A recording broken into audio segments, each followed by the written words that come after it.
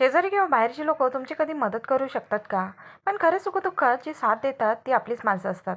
एका सासूच्या 2 सुना होत्या, परंतु त्या सासूचं आपल्या दोन्ही सुनांशी फारसं पटत नव्हतं. एवढ्या शेजारी एक नवविवाहित आणि देखणी सून राहायला आली.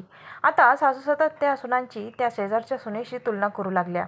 जेव्हा सुना स्वयंपाक बनवत होत्या तेव्हा सासू म्हणायच्या, शेजारच्या सुनेकडून शिका काहीतरी, किती छान स्वयंपाक बनवते ती. जेव्हा ही जुन्या सुना साड्या आणायच्या तेव्हा सासू म्हणायची, ही कशी साडी आणली तुम्हाला? मला तर काही चॉईसच नाही. ती शेजारची सून पहा किती सुंदर साड्या घालते. हे असं आता रोजच झालं. दोन्ही सुना या गोष्टीमुळे खूपच नाराज होत असत. सासूची तब्येत बिघडली. ती शेजारची सून सासूची विचारपूस करायला लागली. घरी आली. दोन्ही सुना तिला म्हणाल्या, आई तर सतत तुमच्या आणि तुम्ही बनवलेल्या जेवणाची तारीफ करत असतात. त्या आजारी आहेत तर आज तुम्हीच बनवा ना त्यांच्यासाठी काहीतरी खास.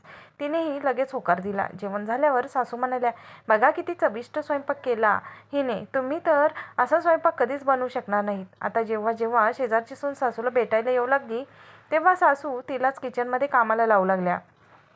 अखेर एक दिवस ती वैतागून म्हणाली, मी काय म्हातारीची सेवा करायचा ठेका घेतलाय का? असं म्हणत ती निघून गेली. त्यावेळी सासूची मैत्रीण त्यांना भेटायला आल्या होत्या. त्या म्हणाल्या, गेले कित्येक दिवस तुझ्या सुना तुझी सेवा करत आहेत.